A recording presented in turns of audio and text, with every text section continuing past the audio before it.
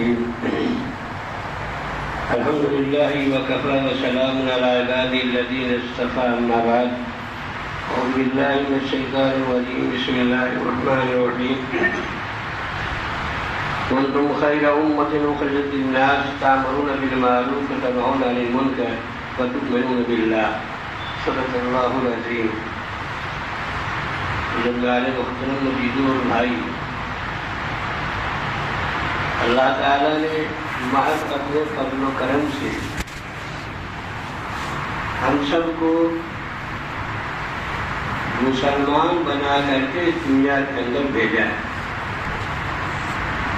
یہ اس کا کرم ہے، فضل ہے کہ ہم صاحب ایمان ہیں. اللہ تعالیٰ نے ہمیں ایمان کی توفیق دی، مسلمان ہیں. تو ہمارے ذمے کیا چیز ہے؟ اللہ تعالیٰ نے ہماری ذمہ داری کو بیان کر دیا دو لفظوں میں، تأمرون بالمعروف وتنہون عن المنکر.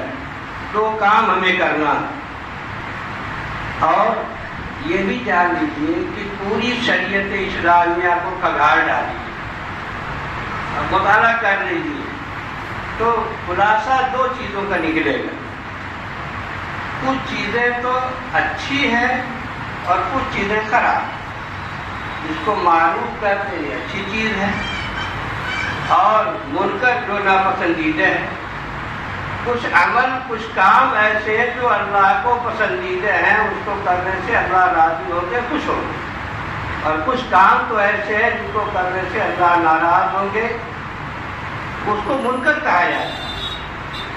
تو اس امت کو اللہ تعالیٰ نے، ہم سب کو، مسلمانوں کو اللہ تعالیٰ نے مسلمان بنایا اور خیر امت بھی بنایا.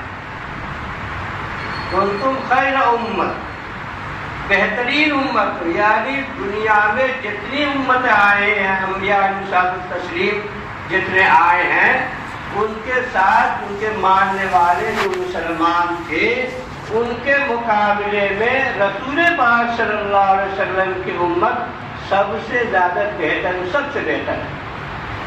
ظاہر ہے کہ یہ بہتر ہونا یوں ہی تھوڑی ہے، اس کے لیے کچھ کرنا پڑے گا، اعمال کرنے پڑے تب جا کے بہتر ہو، ورنہ بہتر نہیں ہے. اس لیے کہ سورہ عصر کے اندر اللہ تعالیٰ فرما دیا وَالْعَصْرِ إِنَّ الْإِنسَانَ لَفِي خُسْرٍ إِلَّا الَّذِينَ آمَنُوا وَعَمِلُوا الصَّالِحَاتِ.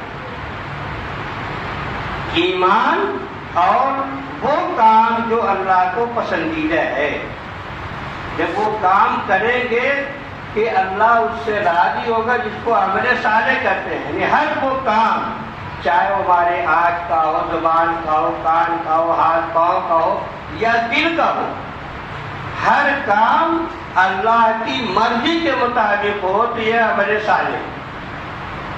جب آدمی ایمان کے ساتھ عمل صالح کرے گا تب وہ مقبول ہوگا اللہ کے ہاں. تو خیر امت اسی وقت ہے. خیر امت کا یہ تقاضا ہے کہ وہ اپنے آپ کو بنائے سنوارے. پھر اس کے بعد دوسری ذمہ داری اس کے یہ ہے کہ وہ دوسروں کو بھی بنانے سنوارنے کی کوشش کرے، اس کو سمجھائے، اس کو بتائے. تأمرون بالمعروف، اچھے کاموں کا حکم دے. ظاہر بات ہے اچھے کام کا حکم کب دے گا؟ کوئی اچھا بنے گا تب تو وہ دوسروں کو دے گا. خود برا ہے تو دوسروں کو اچھا کام کرنے کا حکم کہاں سے دے گا؟ اس لیے خیر امت ہے، اس کا کام یہ ہے کہ اچھے اور بھلے کاموں کا حکم دے. اسی بھلے کام کو آپ چاہے اس سے نماز ہے، روزہ ہے، حج ہے، زکوٰۃ ہے، تجارت ہے، لین دین ہے، معاشرہ ہے، تو سب اسی کے اندر ہم نے اس کے اندر اچھائی پیدا کر لی جو اللہ اس کے رسول صلی اللہ علیہ وسلم نے ہمیں تعلیم دی ہے. اس کے مطابق ہم نے ان ساری چیزوں کو برت لیا تو معروف کا کرنا بھی ہوا، اور اسی چیز کو ہم دوسرے کو حکم دیں گے، بتلائیں گے، اس کی ترغیب دیں گے، تو سمجھائیں گے کہ تأمرون بالمعروف کے اندر داخل ہو. ہر اچھا کام خود کریں اور دوسروں کو بھی بتلائیں کہ یہ اچھا کام ہے، اور اس کے لیے اس کا ذہن بنائیں. اس لیے کہ تبلیغ کے لیے، کسی کو سمجھانے کے لیے بھی اللہ تعالیٰ نے ضابطہ بیان کیا. ایسا نہیں کہ وہ یہیں چھوڑ دیا ہے یا لاٹھی لے کر کے پیچھے پڑ جاؤ ان کو کروائے گا، پھر اس کے خود عرب بحرا سبھی عرب دے گا، پھر حکمت اور موت الحسنہ اچھے انداز سے خیر خواہی کے انداز میں. بخاری شریف کی روایت ہے الدین النصیحہ. اب فرمایا کہ دین خیر خواہی کا نام. آج جس سے جو بات کہے کوئی اچھے کام کرنے کے لیے، کوئی بھلی بات کہے، کچھ سمجھائے اس کو، تو اس کو سامنے والے کو یہ احساس ہونا چاہیے، بلکہ یقین ہونا چاہیے کہ جو مجھ سے کہہ رہا ہے وہ میرے حق میں خیر خواہ ہے، میری بھلائی چاہتا ہے. یہ اس کو احساس ہونا چاہیے. ایسا اپنے آپ کو بنائے اور اس انداز سے اپنے آپ کو پیش کرے تو یہ خیر خواہی کے جذبے سے جب کرے گا تو وہ بات مؤثر ہوگی. اسی لیے داعی کے بڑے اصول اور آداب ہیں. موقع محل کی رعایت کرنا ہے، موقع اور مناسب الفاظ استعمال کرنا ہے، اور سب سے پہلی چیز یہ ہے کہ اس کے اندر خیر خواہی ہونا چاہیے. اس بھائی جس کو سمجھا رہا ہے اس کی بھلائی مقصود ہونی چاہیے. جب اس انداز سے آدمی تامر بالمعروف پر عمل کرے گا تو بات مؤثر ہوگی اور کامیاب ہوگی. دوسری چیز دو پہلو ہے. ایک تو یہ ہے کہ ہم معروفات کا حکم دیں، سمجھائیں، بتائیں، اور دوسری چیز یہ کہ منکرات سے روکیں. تو منکرات سے جب خود روکیں گے تب نہ دوسرے کو روک پائیں گے. چوری خود کر رہے ہیں، اس میں کو چوری مت کرنا. غلط کام ہم خود کر رہے ہیں اور دوسروں کے غلط کام مت کرنا، تو بے فائدہ ہے، کچھ اس کا نہیں ہوگا. پہلے اپنے آپ کو روکنا ہے، پھر اس کے بعد دوسروں کو روکنے کی کوشش کرنا ہے. یہ دو فریضے، دو ذمہ داریاں اللہ تعالیٰ نے دی ہیں. اسی سلسلے ان میں دو جو کام بتایا گیا، اس میں ایک کام موجودہ زمانے میں تبلیغی جماعت کر رہی. معروفات کا ہوئے، معروفات میں سب سے اہم چیز نماز کی تلقین اور اس کی تبلیغ، اس کی طرف بلانا، اس کی دعوت دینا، یہ اس کا مشن ہے. صرف ایک مشن ہے کہ جو مسلمان مسجدوں سے دور ہیں وہ مسجد میں آنے والے بن جائیں، اللہ کے گھر میں آنے والے بن جائیں.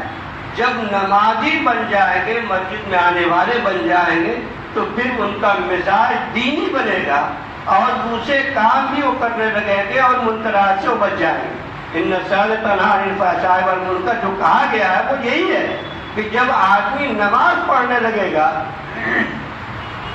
نماز کا عادی ہو جائے گا، نماز جیسے پڑھنی چاہیے جب اس کا اہتمام کر کے پڑھنے لگے گا تو نماز کی یہ خاصیت ہے کہ وہ تمام برائیوں سے اس کو روک دے.